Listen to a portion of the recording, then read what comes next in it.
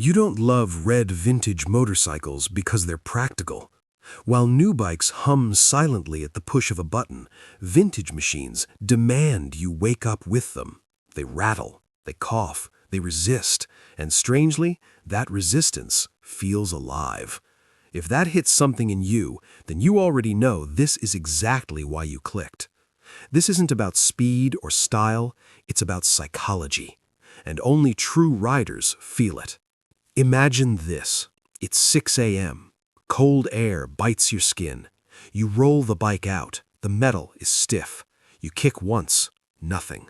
Twice, a cough. Third kick, ignition. That sound isn't just a machine starting, it's something inside you awakening. New motorcycles start with ease, smooth, silent, predictable. They don't demand attention, they don't demand respect, but vintage machines do. And psychologically, that demand is everything. There's a concept called the effort justification effect. The more work you invest in something, the more your brain bonds with it. Adjusting the carburetor yourself, cleaning the spark plugs, feeling the throttle respond under your hand, it's not just maintenance, it's communion. The bike becomes memory. Effort becomes identity. Friction becomes meaning. You might think this is nostalgia, but it's not the shallow kind.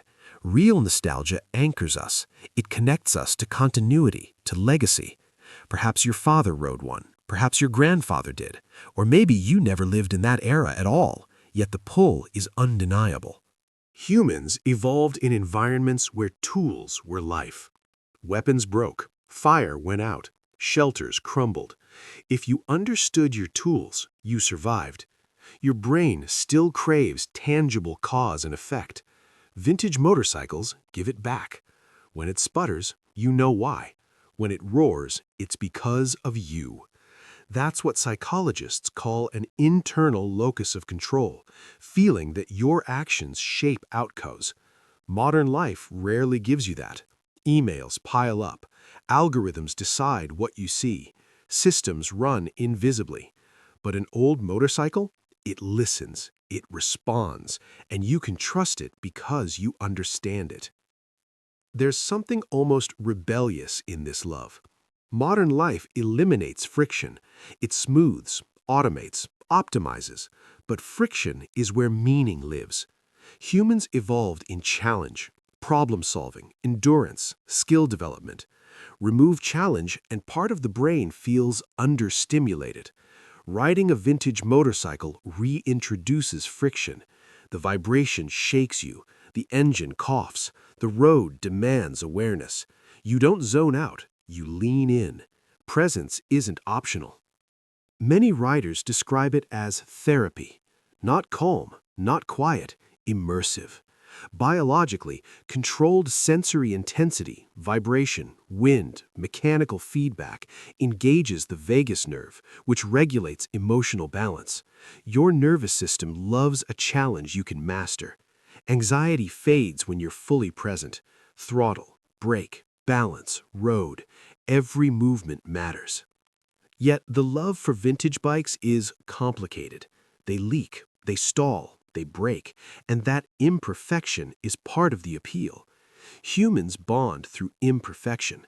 When you invest effort in something difficult, cognitive dissonance makes it more meaningful. The bike becomes proof of patience, persistence, and mastery. It carries your story, and that story reflects you, not the machine, you. There's also identity. Modern bikes are standardized. Vintage machines are personal. Faded paint, scratches, custom exhausts. No two are alike. Psychologically, people who love them resist blending in. They value character over perfection, story over speed, effort over ease. It's a rare personality, comfortable with imperfection, resistant to instant gratification, wired for depth. But there's a shadow side. Sometimes clinging to the past becomes avoidance. Rapid change triggers the HPA axis, the body's stress response system. Life moves too fast, and the brain seeks stability. Vintage motorcycles feel safe because they don't update overnight. They remain consistent. That consistency can calm, but growth still requires balance. The healthiest riders don't reject progress. They simply choose depth over speed. Here's the twist.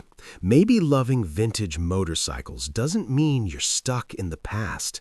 Maybe it means your brain craves red, tactile intelligence. Humans evolved mastering tools, terrain, and systems. Digital abstraction is new. Metal and motion are ancient. Vibration over silence, manual control over automation, choosing presence in a distracted world. That's not outdated. That's red evolved. You're not rejecting technology. You're honoring your wiring. And you feel it, even if no one else notices. Community matters too. When two vintage riders meet, there's a quiet recognition. Not status, not flash, understanding. Maintenance can't be faked. Learning and effort are visible. Evolutionarily, humans bonded through cooperative labor. Vintage motorcycle communities recreate that dynamic. You're sharing craft, story, and persistence, not just a hobby. So what does all of this mean for you?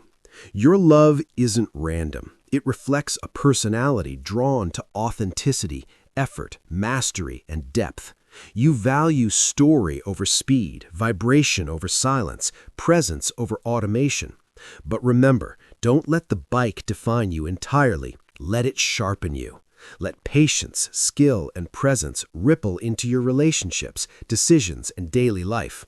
The real power isn't the motorcycle, it's the red mindset.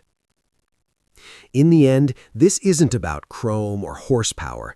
It's about choosing friction over numbness, ritual over automation, texture over polish. Only red, true riders feel it. That ignition is never just an engine starting. It's a conversation with history, with the machine, with yourself. And maybe that's why some of us will always choose the one that shakes, because it reminds us we're alive.